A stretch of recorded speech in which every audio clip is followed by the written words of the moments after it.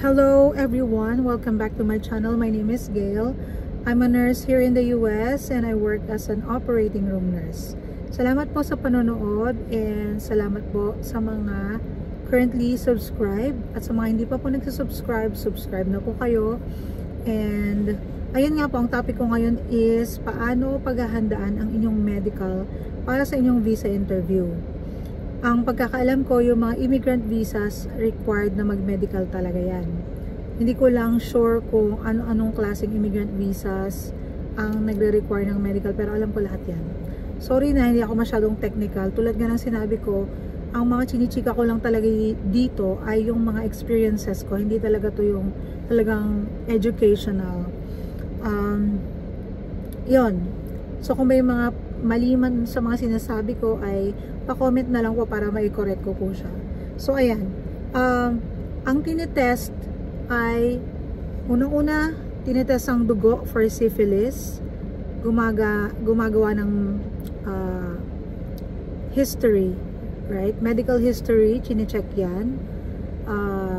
Physical exam, ibig sabihin head to toe yan, yung assessment niyan. Titignan kung may problema ka ba from head to toe. Yan, kasama na yung mata dyan, yung tenga dyan, yung lalamunan. I-check dito, i-check yung breast mo kung meron kang bukol, mga ganyan. So kasama yan sa mga i-check. And another thing is x-ray. May x-ray yan. So titignan kung syempre may tama yung baga mo. Yan. So yun yung mga chine-check ni St. Luke's. At paano ba tayo magiging successful? Siya nga pala, ang official na medical provider ay St. Luke's, yung nasa Quezon City. So far yun ang pagkakaalam ko. Kung merong bago, hindi ko na alam. So i-check nyo rin yung letter na binigay sa inyo ng US Embassy para makasiguro kung saan kayo tamang magpapamedical. Okay? Kasi medyo mahal din siya. Nasa 16,000 per head din yung babayaran ninyo. Okay? So ayan. So dahil yun yung mga paghahandaan, ay kailangan nyo lang masiguro, kasi dito maraming sumasablay na walang tama yung lungs ninyo. Yung iba, ang ginagawa nila is nagpapa-x-ray na sila ahead of time para malaman nila kung may problema at makorek na nila bago pa yung actual medical. Yan. So paano ba nila makokorek? Hindi ko alam. Oo, hindi ko alam kasi pagka halimbawa may nagkaroon ka ng tuberculosis at merong mga scars sa baga mo, hindi mo naman yan makokorek. Ang gagawin lang ni St. Luke's is papabalikin kanya for sputum exam na para mapatunayan mo na wala kang active na tuberculosis.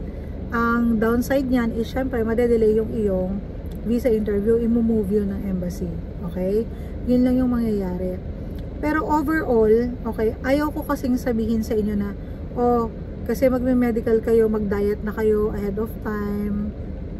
Ayaw kong ganun eh. Kung sa akin yung kukunin yung advice, as early as possible, dapat nakapag-establish na kayo ng healthy lifestyle. Although, wala namang blood chemistry na mangyayari, pinakamaganda pa rin na yung healthy living ay talagang na-establish nyo na early on. Na-establish nyo na early on. Hindi kung kailan lang may medical. Kasi marami akong kakilalang ganyan. Kung kailan may medical, tsaka magda-diet. Yan, hindi po advisable na ganun. Kasi lalong-lalo na dito sa Amerika, high stress na environment to, especially sa medical field. High stress na environment yan. Ang laban mo dyan is healthy yung iyong lifestyle. Okay? Paano ba makakatuloy yung healthy lifestyle? Syempre, kahit pa paano malakas ka, hindi ka madaling magkasakit. Number 1 yun. Number 2, yung depression mo. Hindi ka kumbaga, kung very prone ka na ma-depress, pinakamaganda talaga ay healthy yung lifestyle mo at nag-exercise ka kasi nakakatulong yun to prevent or somehow mitigate yung depression. Okay?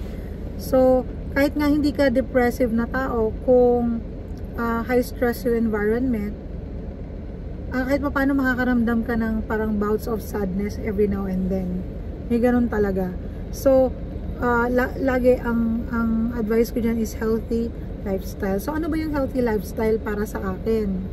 So para sa akin, ang healthy lifestyle is yung anyway na hindi mo inaabuso yung katawan mo sa kahit na anong paraan. Ano ba yan? Inulit ko, anyway yung English tapos Tagalog mo. Sorry na. So, sa kahit na anong paraan hindi mo inaabuso yung sarili mo. Unang-una sa lahat, hindi ka nagpupuyat, hindi ka kumakain ng mga bawal or yung mga nakakasama sa katawan, at nag-exercise ka. So, as much as possible, pag ganyan yung lifestyle mo, ay kahit papano, very likely na healthy ka talaga. Okay? So, ano ba yung pwede at ano ba yung masasabi kong healthy kainin at hindi healthy kainin? So, eto, straightforward. Pag sinabing hindi healthy, pag carbohydrates or straight sugars or sugary drinks and sugary food, automatic para sa akin is a no. Okay? May mga healthy carbohydrates na pwede once in a while, wag masyado.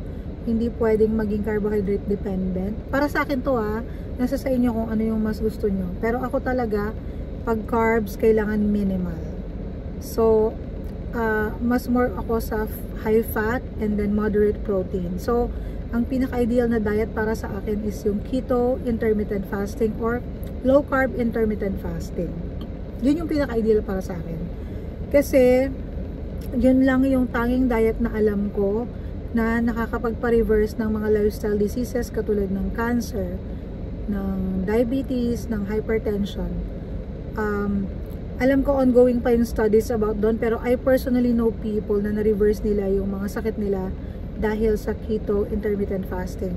Yung anak ko, nag-keto intermittent fasting siya. He was 16 years old when he was diagnosed of fatty liver disease at na-reverse niya yun bago kami lumipad dito sa US. Yung anak kong babae naman, may hyperthyroidism. And syempre may gamot din siya, pero malaking tulong talaga yung aming diet. At ginawa naming lifestyle yon.